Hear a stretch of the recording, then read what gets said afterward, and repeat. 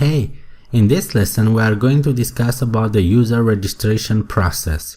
But first, I still owe you some explanation about how to display short messages to the user, something like when the user login wasn't successful. These are called flash messages. Laravel uses the session class to create and pass these messages. And again, we'll use the bootstrap CSS to style our messages. So, this is the main.blade.php file, our main layout. Starting with line 24, I've added some code that will check for the presence of the message session variable and will display it accordingly. I styled the elements with bootstrap. So, if the session contains the message variable, we display it by using the alertInfo class. But we can also specify another class depending on the error that we want to display. For example, let's get back to our usercontroller.php file. Inside the logout function, I'm going to add a new parameter when requesting the login view. We'll set its name as message and its value as you have successfully logged out. Also, I will specify another alert class that I want the message to use. Let's say alert danger. This is a bootstrap CSS class. So, back to our main layout, we are using the get function of the session class to check for the alert class variable presence. As the second parameter, we specified a default class to be used in case we don't provide an alert class variable with our request. So in case the variable is missing, the default alertInfo will be used. Let's get back to our browser and see how the message looks. I'm going to log into my application, and if I log out, a nice message is displayed in an alert danger class styled box. If we inspect this element, we can indeed see that this class of the box is alert danger. Now, this alert danger is nice, but I don't want to use it to display my logout message. So I will remove the line that's passing this variable to the login view. As I specified earlier, in the absence of the alert class variable, the alertInfo class will be used by default.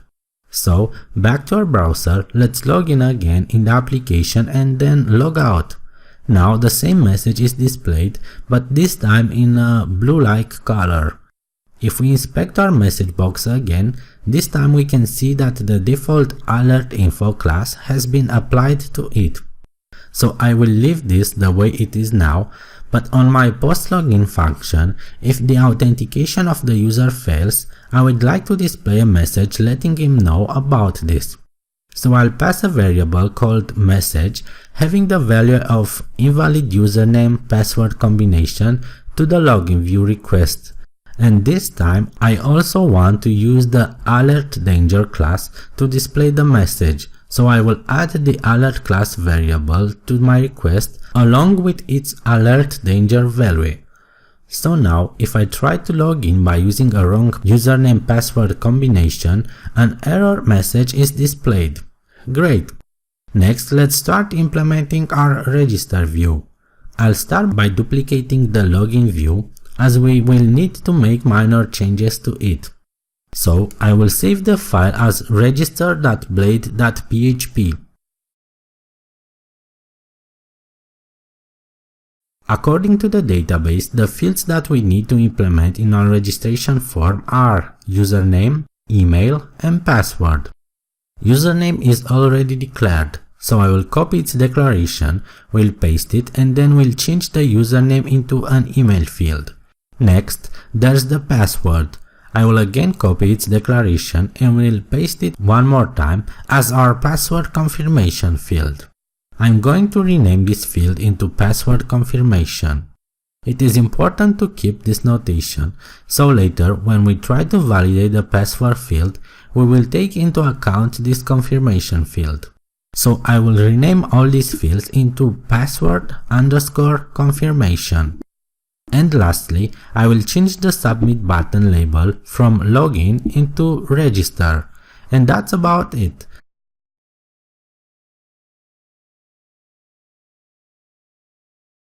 let's see the form in action. Good, now that our form is created, it's time to implement the actual register method.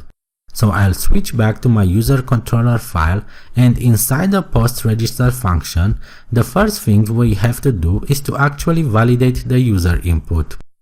We saw how we can do this in the login lesson, but now let's do it in another way. Let's implement this in the model class. So I'll open up the user model and we'll create a new public static function called validate. Inside the function, I will declare my rules variable, an array that will hold our validation rules. This time I will be more specific with the rules. Let's start with the username. I want this to be required to have a minimum of 3 characters and a maximum of 50. Also, I want this to accept only alphanumerical characters, so only letters and numbers. Next is the email field. I also want this to be required to satisfy the condition for an email address, meaning that this will contain a username, the @ and a domain for the email. Next, I want the email to be unique amongst the users table, so no duplicate email addresses will be accepted. Then there's the password. This will also be required.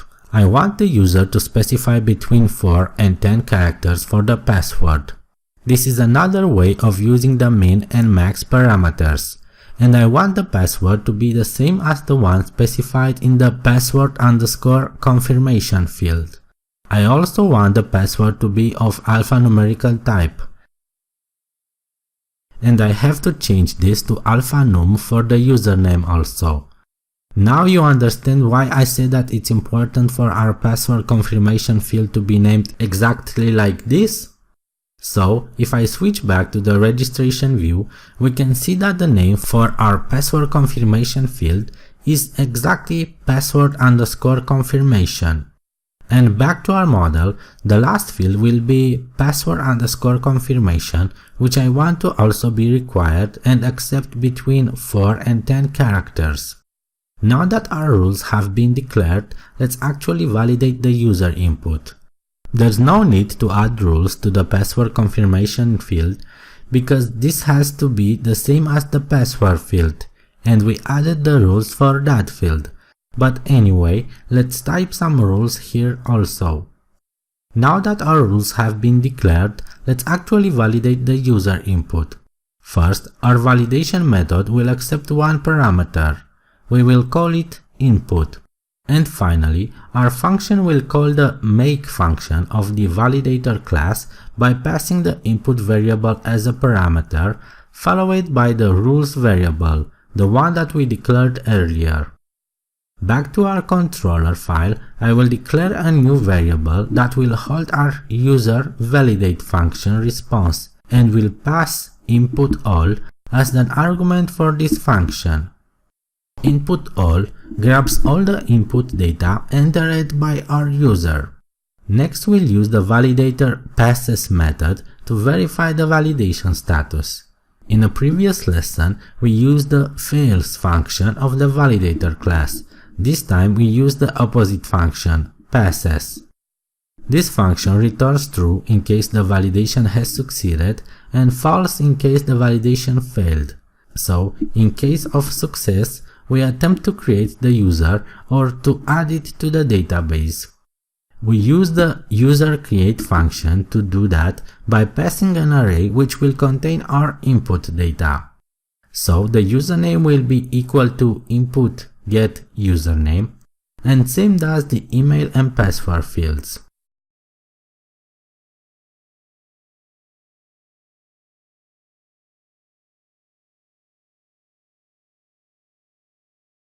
And finally, we redirect the user to the login page along with the "You have successfully registered" message.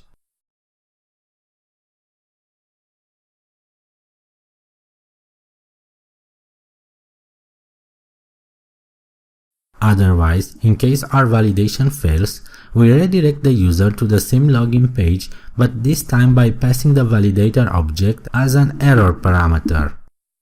Let's refresh the page and oops, I forgot to use double colons on this get function call. And another thing, in case the validation fails, we will redirect the user to the register page in order to give them another chance to register, and not to the login page as I said earlier. Let's refresh the page, and if I simply press the registration button, the errors are being displayed. Let's fill the form and see how it goes.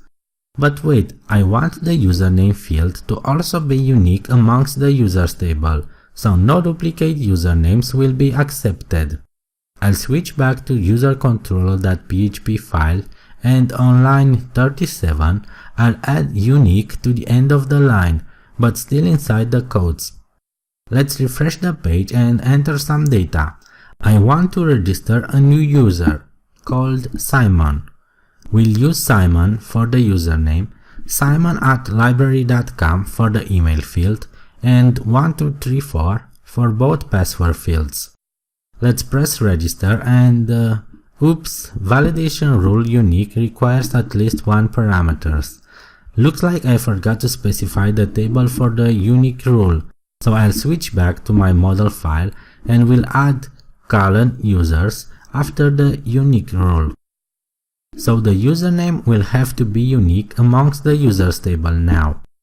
Let's refresh the page one more time, and another error pops up. This one telling us that a mass assignment exception has occurred. But what is this mass assignment?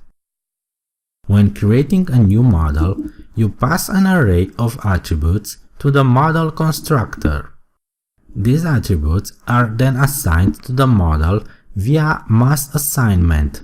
This is convenient, however, can be a serious security concern when blindly passing user input into a model. If user input is blindly passed into a model, the user is free to modify any and all of the model's attributes. For this reason, all eloquent models protect against mass assignment by default. In order to disable the mass assignment protection, we'll have to declare a new protected variable in our model class, one called fillable. This will be an array containing all the model's properties that we want our users to be able to modify. In our case, this will be username, email, and password.